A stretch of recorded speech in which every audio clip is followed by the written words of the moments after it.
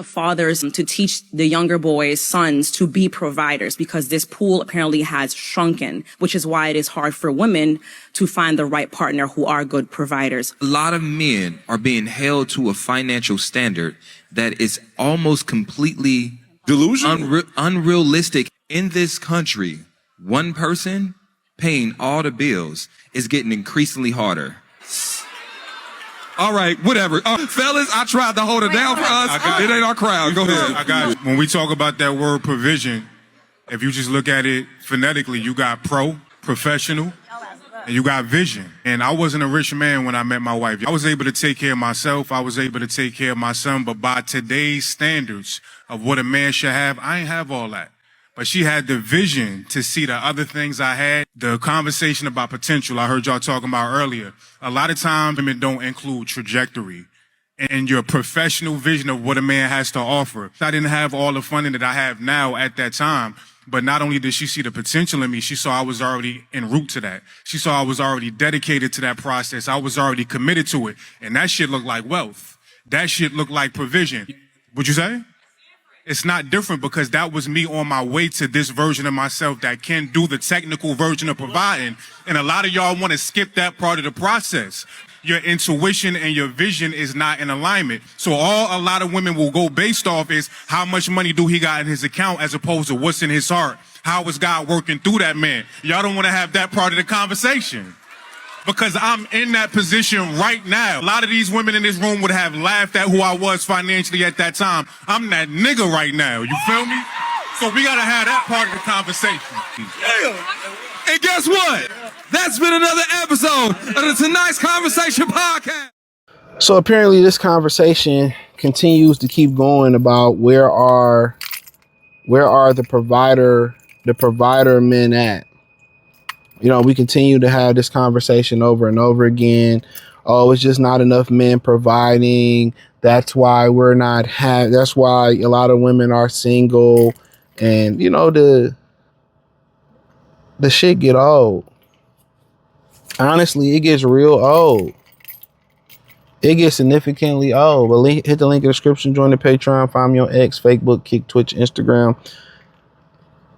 Women, if you ever notice something about women over the years, they never make the adjustment on the date market. They just complain about what men aren't doing. Even if men are doing things the right way or traditionally the right way, they complain about the men. They never say, you know what, we need to be better. They never say what they're providing for men. If a man is supposed to provide all this for you, you're not even providing loyalty, trust, a good personality. Some women, you know, are not providing anything. They can't bake from scratch. I remember I was watching, we was going through a run. We was watching Wife Swap. And I remember a white lady and a black couple. I don't even think we finished this episode. They swapped, and the black lady couldn't believe that the kids never baked nothing. And she was showing the kids how to bake, and they enjoy baking.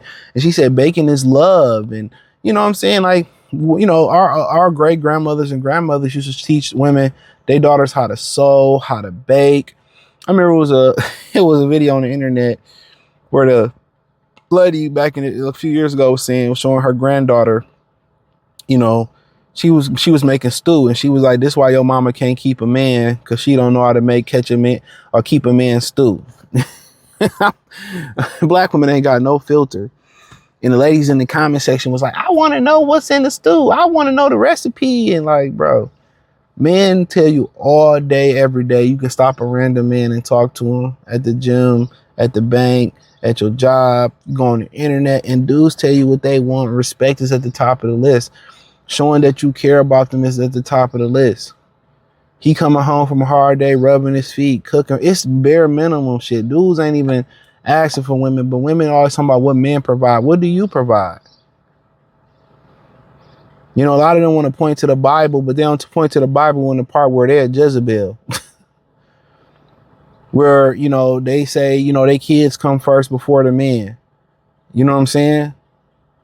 But in the Bible, it's God, the man, the wife, then the children. They, you know, a lot of these women are anti-biblical. They just use They use small parts or small parts of scriptures to make their point, but don't read the whole insert, the whole passage. You know what I'm saying? So it's just to the point is what is women providing to make guys want to provide for you? Because it ain't even little pussy no more. You know, it ain't trust no more. It ain't a lot of good women out here. It ain't no dude job to sit here and retire you. It ain't no guy job. And what's so special about you? It's not his job to retire you.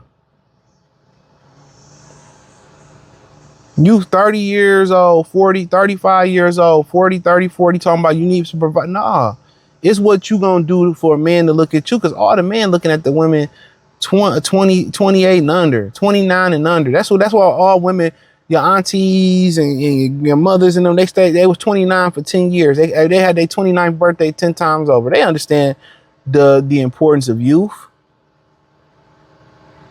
When you 30, really 35, 40, bro, pay for a nigga, man.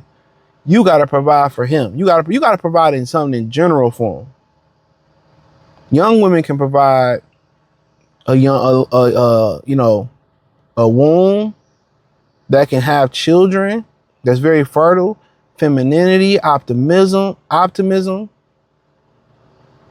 They happy, they glee. Most of the women that get into their 30s and 35, they bitter. They done been fucked over. Every nigga ain't shit. Every man ain't shit. Every Brad ain't shit. Every Chad ain't shit. Every Lee ain't shit. You know, and they never made a mistake in their life. And women put themselves in harm's way. I've done videos, and the women put themselves in those positions. They get on the internet every day and tell y'all how they don't like the good man. They like the bad boy. They like the thug. They like the hood nigga. And then, you know, talk about men ain't shit. No, you went purposely and got the terrible type of nigga because you a terrible type of woman. That's the funny thing about it. But what are women gonna provide? Especially when you up there in age, you got to provide something. Young women can get around with providing the bare minimum. Young box, they happy, they not bitter, they optimistic, they still got that gleam in the eye. They active, they want to do stuff. They, you know, they ain't been corrupted by society and men and all that. You can mold them into the woman that you want them to be, or they want to be. You can help mold them into that. I got time to be dealing with no older chicks is just to be humped on. And the only older chicks that you really can salvage is the ones that went to school and to be a lawyer and doctor, and now that they might be 30, 31 or something like that, you know, and they was really working on getting a serious degree. The box ain't got a lot of mileage on them, and they like, okay, I want him in. And, you know, maybe you can break through some of that masculinity or that stubbornness. A lot of times you can if you him to her.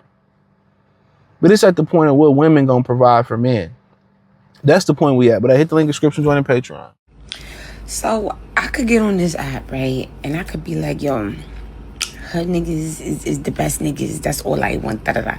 And y'all gonna go off. Y'all gonna go off, right? I thought it's because y'all was mad because y'all wasn't what I wanted. That's not what it is. Y'all scared of them niggas. Y'all scared of them niggas. So you hate when anybody give them a little spotlight. Y'all be scared. Y'all be walking on the block clutching y'all pearls, don't you?